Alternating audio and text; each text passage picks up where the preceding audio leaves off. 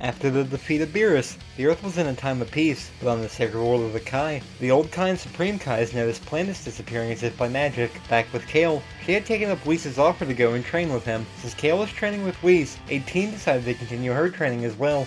She went back to the sacred world of the Kai. Then with Bulma, she was taking Whis to restaurants as bribery to spare them in case Beerus decided to destroy the Earth again. Back on Beerus' planet, since Kale had a better handle of the God form by the time she started to train with Whis, she might have unlocked the Super Saiyan Blue form earlier than what Goku and Vegeta did in the actual timeline. She had trained with Whis for months by the time he found out that she had enhanced versions of Super Saiyan, like Super Saiyan 2, so it got Whis thinking. He wondered if Super Saiyan God could be enhanced like her Super Saiyan form, though he also wondered if, since the two are separate forms, could Super Saiyan be combined with Super Saiyan God? While they weren't sure if it would work, she tried it out, and she managed to combine the two, with her becoming a Super Saiyan Blue for the first time. By this time, it has been over 6 months since Kale started training with Whis, as Vegeta then returned to Capsule Corporation was shocked to see Whis there, but he tried to convince him to train him as well. He tried taking Whis to restaurants too, but all the restaurants he could think of were ones Bulma already took him to. So, he decided to cook for Whis instead, but anytime he tried to crack an egg, he ended up destroying them. Instead, he decided to make instant ramen for Whis,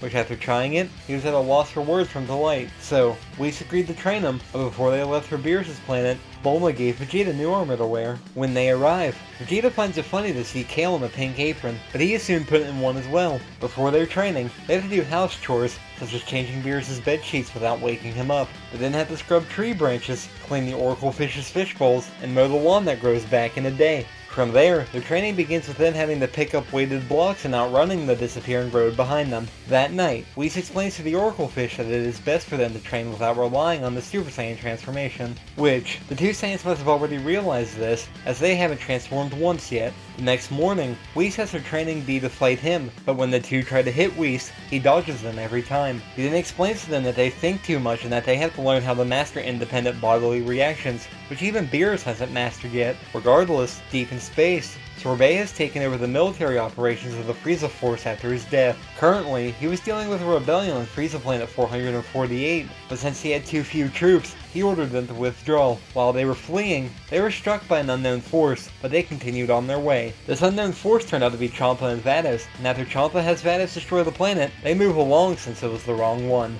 Meanwhile, in Earth's hell, Frieza was being endlessly tormented by stuffed animals, fairies, and the other angels of hell. Back with Chore-based, since they lost 60% of their soldiers, he decided to go to Earth to revive Frieza. Then back with Whis, he tells Kale and Vegeta the weaknesses he noticed about them. Vegeta is wound too tight and needs to relax, while Kale can still get brief moments of being timid and hesitate in a fight. Then on Earth, Piccolo was babysitting Pan when he noticed an evil energy but couldn't figure out what it was. When Chore-based and Togama arrive on Earth, they run into the Pilaf gang, who have already collected the Dragon Balls. So, they coerce Pilaf into summoning Shenron then use the first wish to revive Frieza. However, Frieza is revived in the state he died in, which is where he was cut into many pieces by future Kale. Before they can make another wish, Shu uses the second wish to wish for 1 million Zenny, and Mai uses the third wish to wish for the world's best ice cream. Even though this annoyed him, Chore-based allowed them to live. He and Togama then collected the pieces of Frieza and went back to their ship, where they then used the healing pod to completely renew Frieza. Frieza didn't remember his staff, so he had to reintroduce themselves,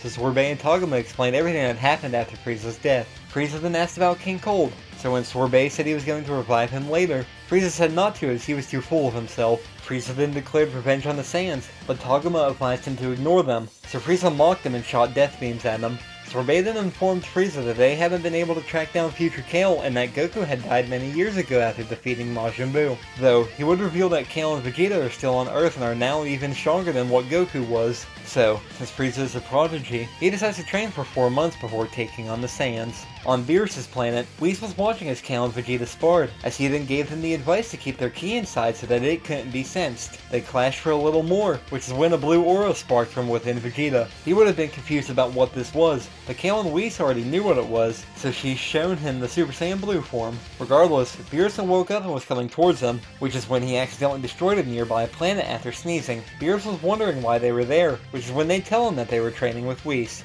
4 months later, Jacko arrives at Capsule Corporation and asks Bulma if she is friends with the person that defeated Frieza. She informs him that Goku is dead, but the others that were just as strong as Goku are on Beerus' planet, so he warns her that Frieza is coming to Earth with 1,000 soldiers. Bulma then tries contacting Whis with the bribe of a strawberry sundae, but there isn't a response, so she contacts and warns the rest of the Dragon team. Krillin was on duty as a cop when he was contacted, so he went to get his gi and shave. Afterwards, he got Master Roshi, as they then met up with Tien, Gohan, Piccolo, and 18. The sky then darkened, as Frieza and his army were quickly approaching the Earth. As the heroes were gathered, Jacko and Bulma then arrived, with Bulma forcing Jacko to fight alongside the others. Sorbet orders the army to attack, but they are easily defeated by all the heroes. Back at Beerus' planet, he orders Whis to send them to that place, so that they can get stronger and he can have peace. Back on Earth, since the whole army was defeated, Frieza destroyed his entire army except Sorbet, Shisami, and Togama. So Sorbet then orders Shisami to kill them all. He grabs Gohan, but when he wasn't struggling and was about to attack Shisami, Togama fired a ki blast through the both of them. This killed Shisami and then was killed Gohan, but his heart was restored by Piccolo. Togama then reveals he was made Frieza's training partner, but Frieza then offers him to be commander if he can kill the heroes. As he starts to power up, Goten and Trunks sense this, so they go to check what it is. In Jacko's ship, Ginyu, who is still in the body of the frog from Namek, pops out. Piccolo sets up to take on Togama first, but his attacks don't faze him, so Togama rips off part of Piccolo's arm. Gohan then comes to his aid, but together they still do nothing. Gotenks then arrives and hits Togama in the crotch, and then he tries to challenge Frieza, but he then defuses, so the two boys run to Bulma and Jacko. As Togama was on the ground in pain, Ginyu came up and wrote "change" on the ground, which caused them to switch bodies after Togama read the writing. Ginyu then explains to Frieza everything that happened since he turned into a frog, but he then starts beating down the heroes. Gohan challenged Ginyu to a fight, but since he slacked on his training, he was being beaten easily. Since he was getting desperate, he turned into a Super Saiyan. This easily allowed him to defeat Ginyu, but this angered Frieza, so he fired death beams into Gohan. Before he could finish him off with a death beam, Piccolo got in the way and took it for him. Piccolo's ki was no longer able to be sensed, which saddened everyone, since he sacrificed himself again to save Gohan. This is when 18 would step up, as Piccolo's death angered her greatly, since she lived at the lake, and this area was reminiscent of Namek.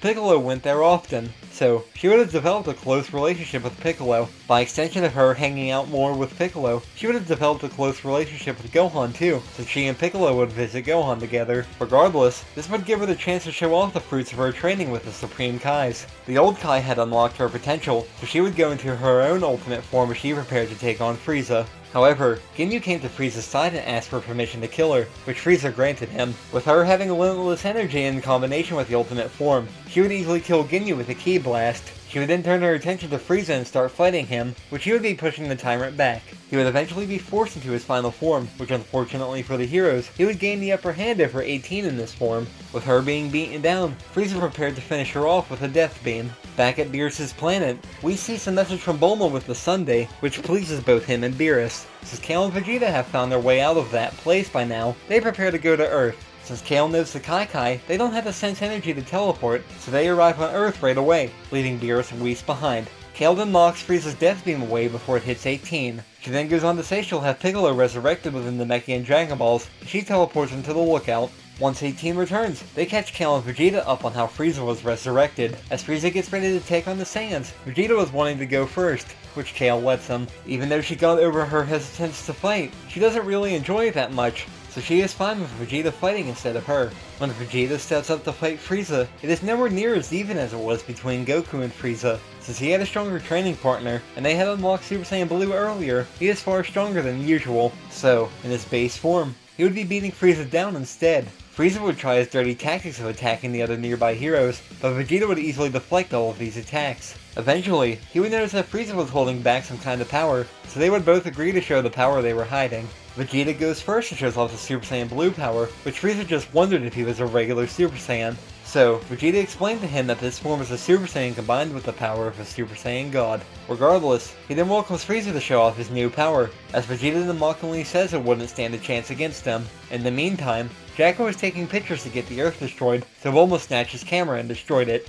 Regardless, Frieza then tries attacking Vegeta to see if transforming was worth it, but his attack is easily blocked. Frieza then powers up and transforms into a form that he calls Golden Frieza. They start with trading blows at first, and they eventually get into a beam struggle. While this was going on, Bulma was contacted telepathically by Whis, as he then told her they'd be there in 4 minutes. Beerus was mad they were left behind, but they stopped warping as they noticed Champa and Vados were there too. Beerus was suspicious about why Champa was there, but he just plays it off as visiting Universe 7. Regardless, as they each go their separate ways, Champa and Vados say they collected 5 of something and only need 2 more. Champa also mentioned he wanted to stay hidden so Beerus didn't know what he was doing. Back on Earth, with Vegeta's far greater strength in this timeline, his beam easily overpowers Frieza. So, after his blast hits the Tyrant, Vegeta starts to pummel him into the ground. If Vegeta didn't enjoy beating down Frieza, this would have been a boring fight for him, as Frieza stood no chance against him. He couldn't get any hits in at all, so even when they both go to their full power, Frieza still had a disadvantage of power. Beerus and Whis then arrive, as he then demands for Bulma to bring them the sundae, or he'd destroy the Earth.